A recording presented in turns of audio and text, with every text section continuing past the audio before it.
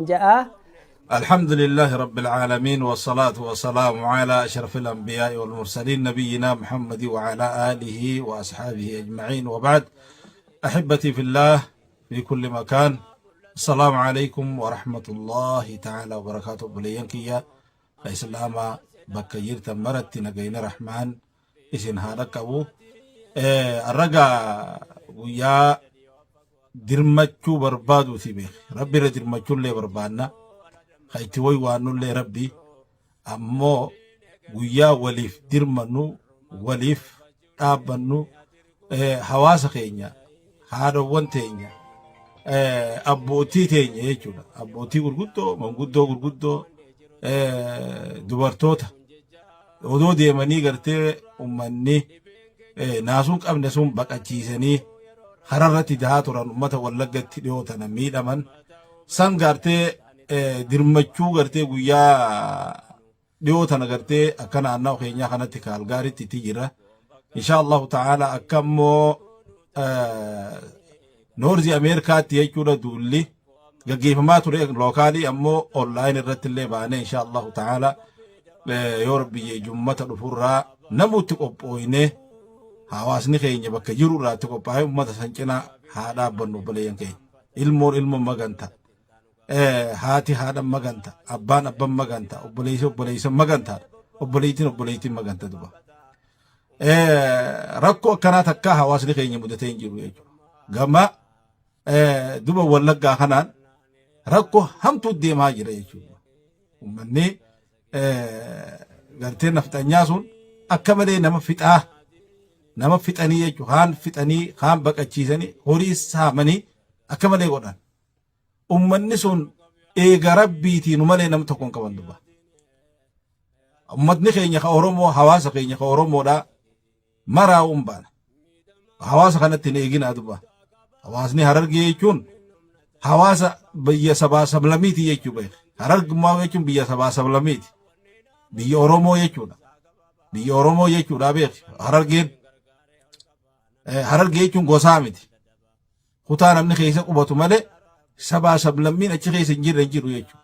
Biyya Arsiitiis, biyya Wallaggaatiis, biyya Wallootiis, biyya Jimmaatiis waan taateef biyya Harargee irraa warri sun buqqee gartee achi qubate.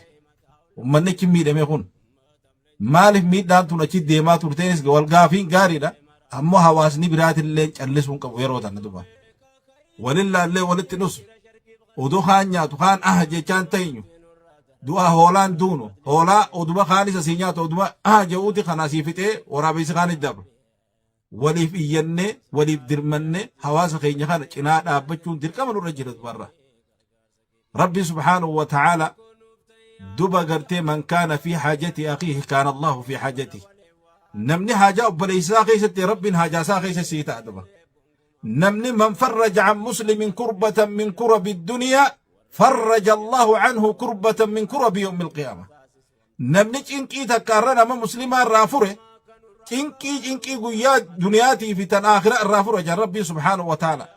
Saniif bakka jirtanii yaa hawaasa keenya yaa nama afaan kiyya kana dhagoo. Oromoon kutaa biraatiis dammaqa lolli kun lola nu bicha irra deemuu miti beek. Har'a nu nyaate boruus isin nyaata duba. Arraan tana waliif dirmannee nuti gartee eega rabbiitii nuu wal qaba. Eega rabbiitii nuu wal qaba. Nuti obbaleeyyani waliif haa dirmannu. Keeysaafuu warri gartee itti aantan duba gartee dirmadhaaf. Saniifuu insha Allahu ta'ala rabbiin ummata keenya sanillee rabbi haa furu du'aa illee ni goonaafi. Bakka jirtan maraahu sheekan martinu duba obboleeyyan keenya saniif sagalee haa taanu. Obboleeyyan keenya san waan nyaatan gartee itti haa goonu. Obboleeyyan keenya san waan uffatan itti haa goonu. Obboleeyyan keenya sun goojjoo jala seenanii gartee mataa jala qabatan haa goonu ufin isinin jaa. Duba gartee haa jabaannu obboleeyyan keenya haa wal qabaannu tokkummaa keenya haa jabeessinu. Dur daran yeroon tokkummaatti haa jamu namni keenya am. Bismillah.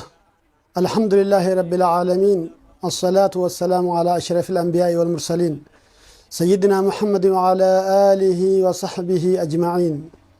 أما بعد أمة خينيا خي إسلاما أكما بيك متي أمة خينيا ولقيا خيسة تهدو لكتسن خنقرتين ما أدى غرارا سسن haawwan akkasi booyusan dhiiroo nutilleen gartee akka dandeenyutti haawwan sanirraa imimmaan akkamitti hayna mee maal godhuu dandeenya maaliif jennaan rakkataa gargaaruun haqa namni islaamaa walirraa qaburraa tokko keeysaafuu rakkataa keeysa kan si dhiyaatu nama akkuma gartee nama dhiyaatu waa gargaaran duuba namatti illee walqixa namatti hin dhageeffamu ummanni gartee wallagga keessatti gaafa ihaadi fuudhanii qubsumaan gartee adda ummata kana naannoo Harargee irraa fuudhanii wallagga Eloo Baaboor naannoo gartee Jimmaa kana keessa bakka adda addaa qubsisan haa ta'u ummanni san yeroo adda addaatti rakkoodhaaf saaxil bahan rakkoo gartee yeroo arraa duraatis akkuma isin beeytanitti ummata naannoo Amaaraa faannoo jaamtu tanaa fi ummata adda addaatiin warruma takkaa hoo nama keenya isaan ja'anii keessa galansan faarraayis rakkoon adda addaa irra gahuudhaan kan ilmaan irraa dhuman kan abbaan manaa irraa du'e kan haati ilmaan haati irraa haadhaaf abbaan bakka takka irraa dhuman bifa adda addaatiin ummanni keenya san rakkachaa turan haa ta'u ammallee gaa namni loontuu loonii hadooda foontuu foonii gadooda akkuma jansanii ummanni san hogguu alaanalanii haawwan keenya san akkasitti bifa walalootiin takkaa bifa gartee walleetiin hogguu dhaamsa dabarfatan san nama dhageeffama garaan naman taa'u kanarraa kaka'e ummata keenya mee waan dandeenyu namni waan qabu darbate sodaataan ja'amu waan dandeenyu ummata keenya san bira haa dhaabbannu jechuudhaaf isintillee deddeebinee dubbachaa jirra haa ta'u jum'ata hotellee masjid Bilaal keessatti dhaamsa kana dabarsee warroottan gartee hogguu san maallaqan akkanitaniillee ni jirtan ammallee yoomsi kanninaa jettanii kan baallama naasentanii karaa adda addaatiin zeeliin si erginanaa jettan ni jirtan haa ta'u koottaa masjidatti gartee kannattan kaniin isinin jee fi kan akkannattanis bakka takkatti isiniif du'aayi goona بسم الله الرحمن الرحيم الحمد لله رب العالمين وبعد لميتو لميف درمتا ديغاتو ديغاف ديغا وان لميتين أبوليين كينيا أمتا خين ورين وقا دي دمدورة نانو هررجيتي بقى أني ولقا خيسة قوبتا إرتي آدم سيفما جروف درمت شوراف نمما تهون قفتينو نيجا جتشو إسان خانة جنات أبتشو حقا إسلام ما نراك أبن حقا لمما نراك أبن حقا ديغا نراك أبن حقا فوني نراك أبن جتشو خناف يو ربين فده إن شاء الله قويا أكتوبر صدي بركم لما في ديدمي في شني غرغار سوان إسانيف قروف دين مفجتشا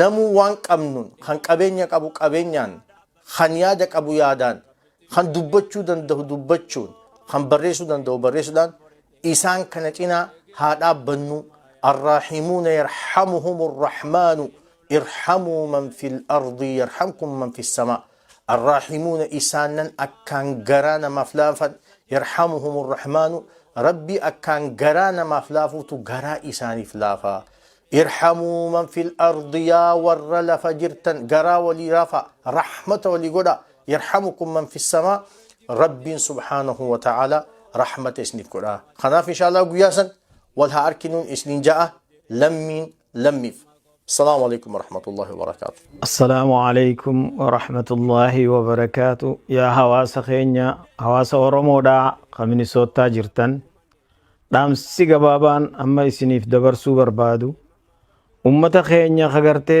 بيلا في رورون أدادا إردي مجرتو واللقا خيستي أمتا خناجتشا قويا جمتا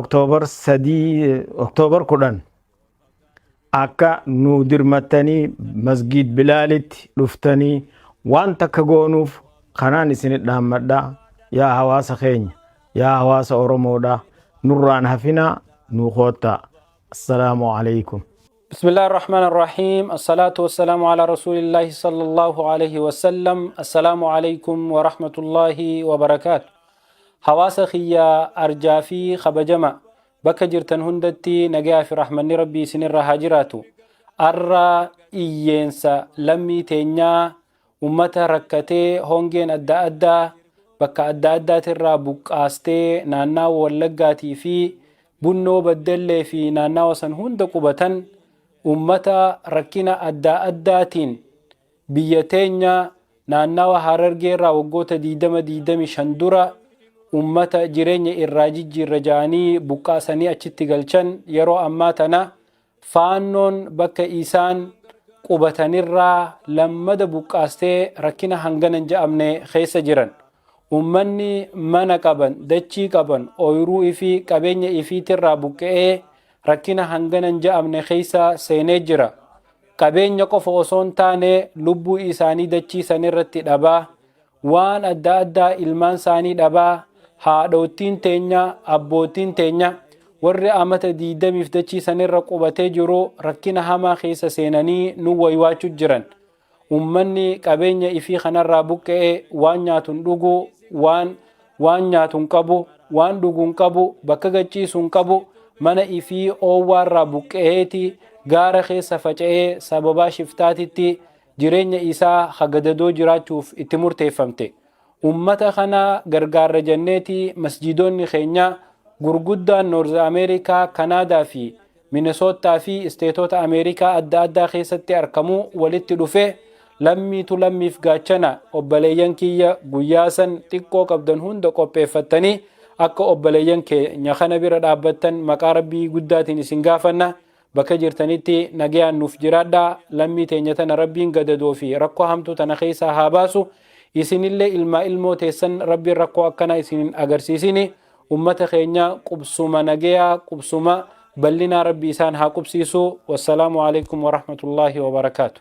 أعوذ بالله من الشيطان الرجيم بسم الله الرحمن الرحيم الصلاة والسلام على رسول الله صلى الله عليه وسلم إن شاء الله هردفتوتا تي في إسلاما إن شاء الله أرانتنا أبليين خينيا خولك جاجرا خا هررجيرا بوك غندا بيا ولغاتي قوتي أكسمانو أمني أتشي إيالو نيني في خوني نفنيتي بوك إسان خنا بيا خيسا فجاسان أريهان إسان خنا غرغارو داف سجلي إساني فتوه في تي في الإسلاماتي في مسكينوني أدى أدى ولد دفه إن شاء الله خنا فوق بليان خينيا حواسا خينيا خولو خولقا خيس جرخنا إن شاء الله أكا برد أبتن غرغارتن خراهندان إن شاء الله نبدني اللي دعاء إيدان إسان أكا هندقن